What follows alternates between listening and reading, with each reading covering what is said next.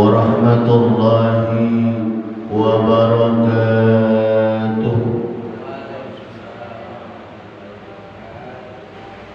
Alhamdulillahilladzi khalaqal insana fi ahsani taqwim. Asyhadu an la ilaha illallah wahdahu la syarika lah wa asyhadu anna Muhammadan abduhu wa rasuluh. Allahumma salli ala Muhammad wa ala ali Muhammad. Amma ba'd. Yang kami hormati Ketua Masjid Al-Aqabah 7 beserta jajaran kepengurusannya, yang kami hormati para sesepuh-sesepuh kami, para alim ulama, para asatiz wa asatizat, Bapak Ibu hadirin yang insyaallah kita semua sama-sama dirahmati Allah Subhanahu wa taala.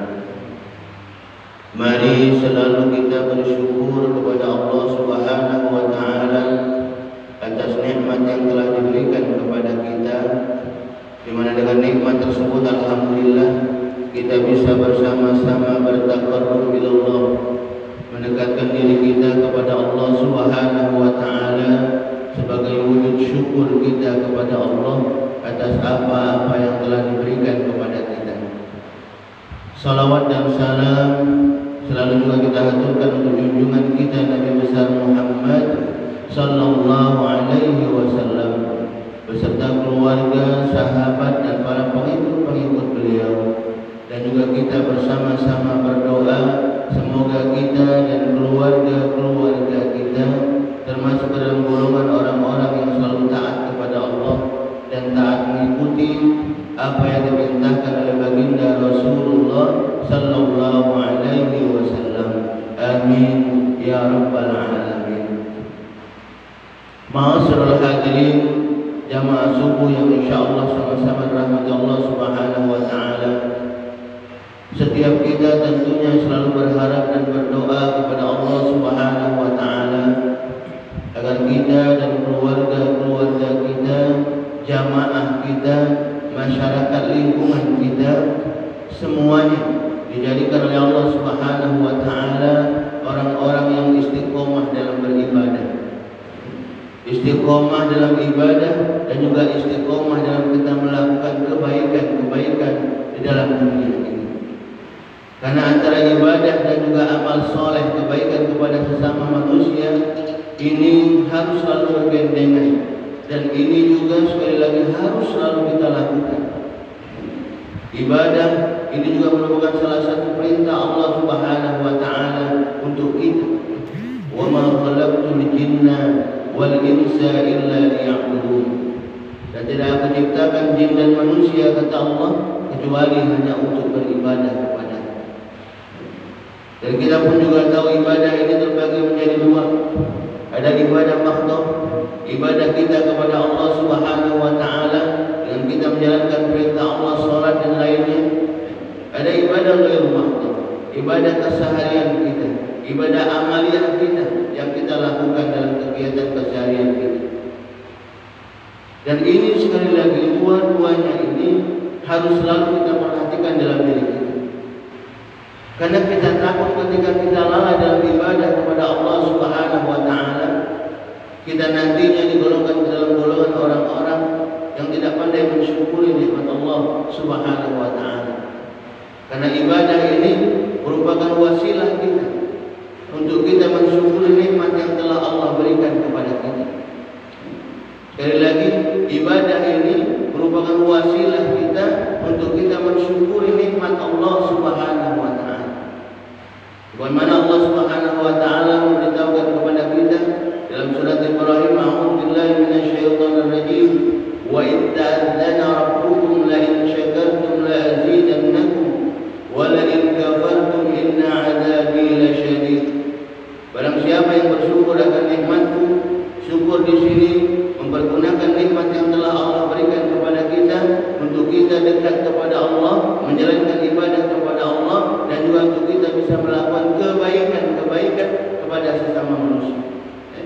Jadi nikmat yang Allah berikan ini bukan cuma untuk kita sendiri saja, bukan untuk kita nikmati sendiri saja, mencari kesenangan kita saja, bukan.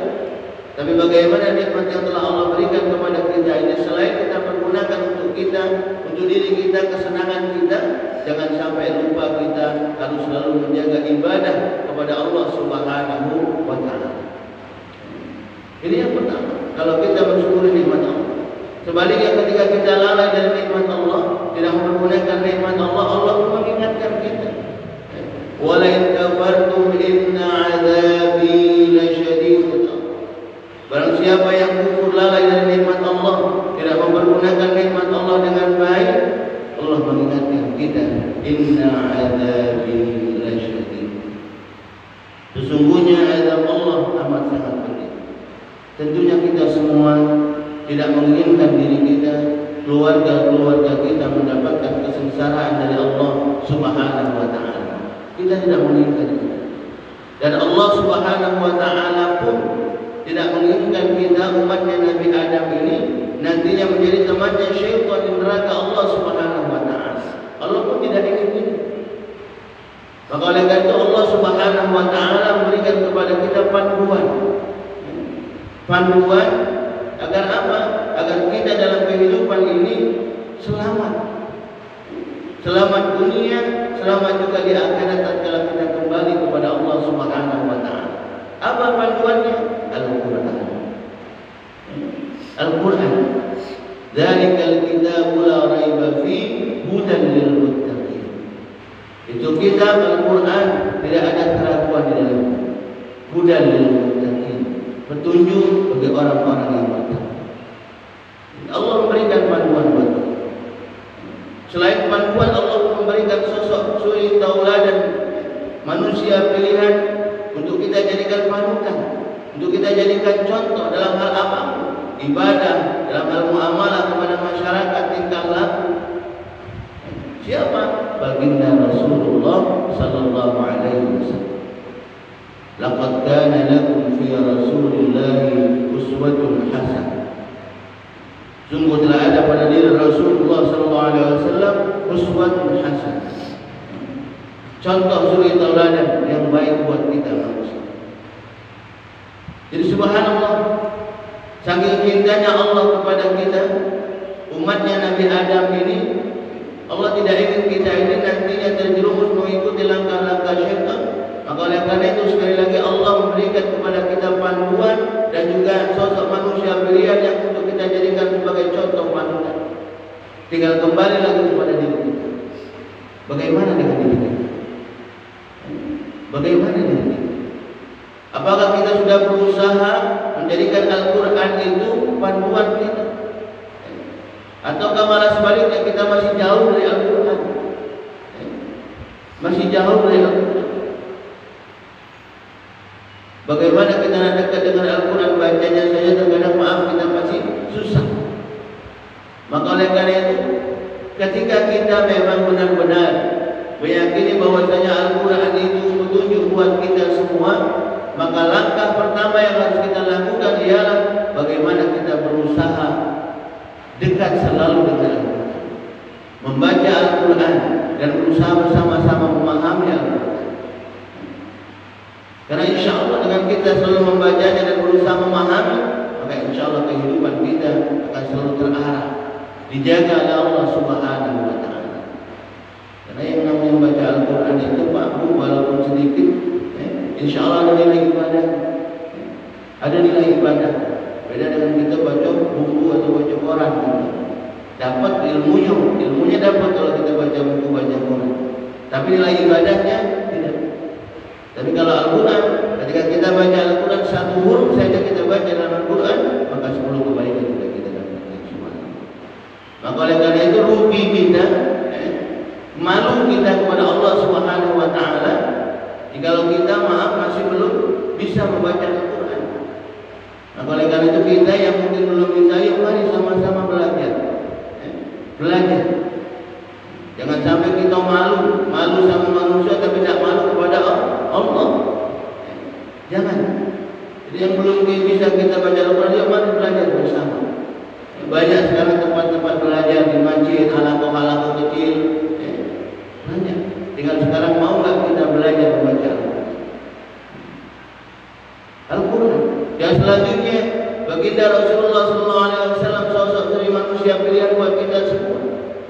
kita jadikan panutan, kita berusaha menjalankan apa-apa yang diajarkan oleh baginda Rasulullah SAW dari sunnah-sunnah yang diajarkan beliau. Tidak usah yang terlalu jauh, yang ringan sekian saja. Mungkin dalam hal akhlak kita, tingkah laku kita, bagaimana akhlak kita kepada orang tua, bagaimana akhlak kita dengan istri, dengan keluarga, dengan tetangga. Semuanya dicontohkan oleh baginda Rasulullah SAW. Karena sekali lagi akhlak ini amat sangat penting juga bagi diri kita. Setinggi-tinggi ilmu kita, kalau kita akhlaknya tidak baik, maka nilainya nol di hadapan Allah Subhanahu wa Ta'ala.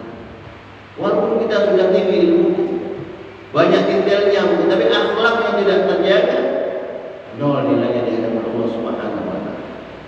Dalam hal ini dikatakan inna khiyarukum ahasinukum akhlaqan. Sebaik-baik manusia di antara kalian ialah mereka yang baik akhlaknya. Jadi akhlak sekali lagi amat sangat penting selalu kita perhatikan. Ini terkadang maaf kita agak sering lalai.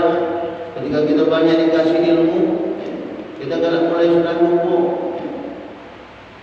Merasa diri kita paling pintar, merasa diri kita paling hebat. Nah, takut kita yang seperti ini. Takut sekali lagi. Nah, oleh karena itu mari kita sama-sama perbaiki. Itu dengan orang lain, apalagi dengan keluarga kita sendiri, dengan orang tua. Kita tidak bisa menjaga silaturahmi kita, akhlak kita tidak bagus. Sampai orang tua kita maaf menangis sedih dengan diri kita. Kenapa? Karena kita tadi maaf belum baik akhlaknya. Takut kita sedih akan ini. Maka oleh karena itu mari dari yang ringan-ringan kita berusaha menjalankan apa yang dicontohkan oleh baginda Rasulullah SAW. Di rumah mungkin adab kita dari tidur diajarkan oleh baginda Rasulullah SAW bagaimana kita tidur. Diawali dengan kita berdoa, bangun tidur kita berdoa. Agar apa? Agar setiap aktivitas kita, perbuatan amaliyah kita itu punya nilai ibadah di hadapan Allah Subhanahu wa Ta'ala. Karena sekali lagi kita ini berharap apa yang kita lakukan ini ada nilai di hadapan Allah Subhanahu wa Ta'ala. Karena dengan nilai itulah insya Allah yang akan nantinya memberikan kebahagiaan kepada kita. Kebahagiaan. Allah akan berikan kebahagiaan kepada kita. Kenapa? Karena kita sekali lagi selalu menjalankan perintah Allah dan mencontoh apa yang dilakukan oleh baginda Rasulullah Sallallahu Alaihi Wasallam. Karena setiap amal perbuatan yang kita lakukan di dunia ini semuanya akan kembali kepada diri kita masing-masing. Sekali lagi, setiap amal perbuatan yang kita lakukan di dunia ini semuanya akan kembali kepada diri kita masing-masing. فَمَنْ يَعْمَلْ مِثْقَالَ ذَرَّةٍ خَيْرًا يَرَهُ وَمَنْ يَعْمَلْ مِثْقَالَ ذَرَّةٍ شَرًّا يَرَهُ. Setiap kebaikan yang kita lakukan walaupun kecil kebaikan itu sebesar biji zarrah, maka insya Allah kebaikan itu akan memberikan kebahagiaan kepada kita. Sebaliknya, ketika kita melakukan keburukan di dunia ini, kecil keburukan itu, tidak ada orang yang lain tahu tentang yang kita lakukan itu, yakinlah itu nanti akan dikeluarkan oleh Allah Subhanahu wa Ta'ala dan akan memberikan kesusahan kepada diri kita. Alhamdulillah. Kalau kita sudah memahami akan ini, bahwasanya setiap apa yang kita lakukan itu akan kembali kepada diri kita, maka tentunya kita akan timbul rasa khauf kepada Allah Subhanahu wa Ta'ala. Takut kepada Allah Subhanahu wa Ta'ala. Takut ketika kita lalai dari ibadah kepada Allah, tidak menjalankan perintah Allah, salat kita belum terjaga. Takut kalau kita tinggalkan ini. Kenapa? Karena kita takut nanti dimintai pertanggungjawaban oleh Allah Subhanahu wa Ta'ala. Bagaimana tatkala Allah nanti bertanya kepada diri kita, wahai fulan, kenapa engkau sampai hari ini belum salat subuh misalnya? Dan saat itu Allah Subhanahu wa Ta'ala mengutus malaikat Israilnya untuk mencabut nyawanya. Na'udzubillah. Di mana saat itu kita masih belum beribadah kepada Allah Subhanahu wa Ta'ala, belum menunaikan tugas kewajiban kita, salatnya belum kita lakukan. Na'udzubillah. Takut kita akan ini, Bapak. Maka oleh karena itu Allah Subhanahu wa Ta'ala selalu mengingatkan kepada kita, ya ayyuhalladzina amanu taqullaha wal tanzur nafsum ma qaddamat lighad wattaqullah innallaha khabirum bima ta'malun. Wahai orang-orang yang beriman, bertakwa kepada Allah, dalam setiap diri mempersiapkan untuk hari esok. Allah ingatkan kita. Setiap Jumat Khatib menyampaikan ayat ini. Agar apa? Agar kita ini selalu sadar diri, ingat dengan diri kita. Jika mungkin kemarin kita lalai dari ibadah kepada Allah, asyik dengan dunia kita, asyik dengan kesenangan dunia kita, sehingga kita lalai dari ibadah kepada Allah, sholat kita tidak terjaga, kita kembali lagi. Cepat kembali. Jangan sampai kita berlarut-larut lalai dengan kemaksiatan yang kita lakukan. Jangan sampai. Karena Allah sekali sudah mengingatkan kita akan ini. Karena yang namanya penyesalan itu Bapak Ibu tidak ada datangnya di awal. Semuanya datang di akhir. Tidak ada manfaatnya ketika kita nanti di akhir baru menyesali diri kita.